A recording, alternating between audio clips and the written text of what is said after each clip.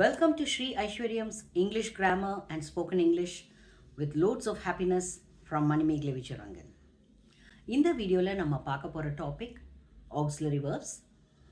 அதில் பார்க்க போகிறது semi-modals or quasi-modals. ஏற்கனவே primary auxiliaries, modal auxiliaries பார்த்துருக்கோம். இதில் semi-modals or quasi-modals அந்த டாபிக் பார்ப்போம்.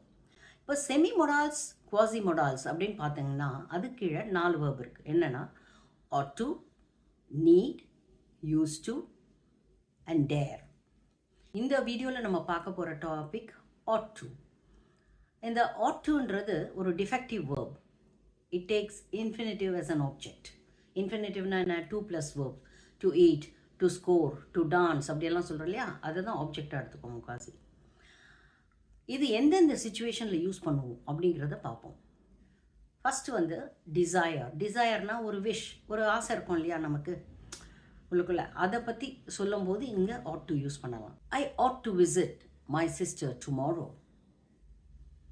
நாளைக்கு என்னோடய சிஸ்டரை பார்க்கணும் நான், அது மனசுக்குள்ளே ஒரு ஆசை இருக்குது, பண்ணி ஆகணும் கண்டிப்பாக அப்படின்னு மனசுக்குள்ளே ஒரு ஆசை இருக்குது அப்படின்னு சொல்கிறோம் இல்லையா, அந்த இடத்துல சொல்லலாம்.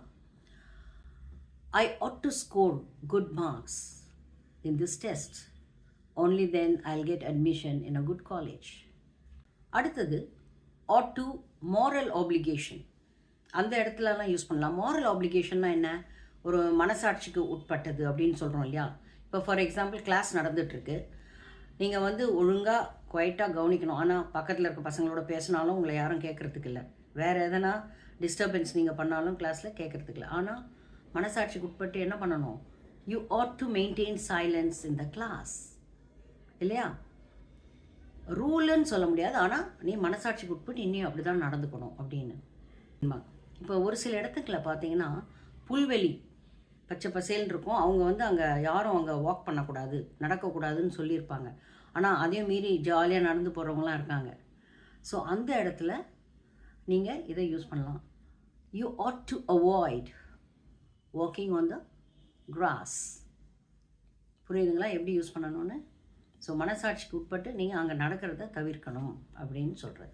இப்போ அடுத்தது ought to எங்கே யூஸ் பண்ணுவோன்னா டியூட்டிஸ், அதாவது நம்ம டியூட்டிஸ் பற்றி பேசும்போது சொல்லலாம். இங்கே வந்து என்னென்னா, இப்படி இருந்தினா நல்லது, உன்னோட டியூட்டி அது, நீ பண்ணால் நல்லது, பண்ணலன்னா உனக்கு தான் கஷ்டம் அப்படிங்கிற மாதிரி அந்த ஒரு சிச்சுவேஷன்ஸ்லலாம் நீங்கள் யூஸ் பண்ணலாம். இப்போ ஃபார் எக்ஸாம்பிள், நீ கஷ்டப்பட்டு உழைச்சினா உனக்கு நல்லது, இல்லைனா எனக்கு என்ன, உனக்கு தான் கஷ்டம் அப்படிங்கிற மாதிரி அந்த பட்சத்தில் பாருங்கள், you ought to work hard for a better life. You ought to be friendly with your neighbors.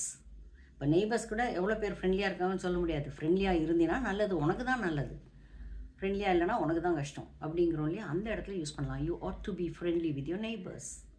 புரிஞ்சுதா உங்களுக்கு? இப்போ ought to எப்படி யூஸ் பண்ணணும்னு தெரிஞ்சிருக்கோம் உங்களுக்கு. நெக்ஸ்ட் வீடியோவில் நீட் எப்படி யூஸ் பண்ணுறதுங்கிறத பார்ப்போம். So till then take care, bye bye.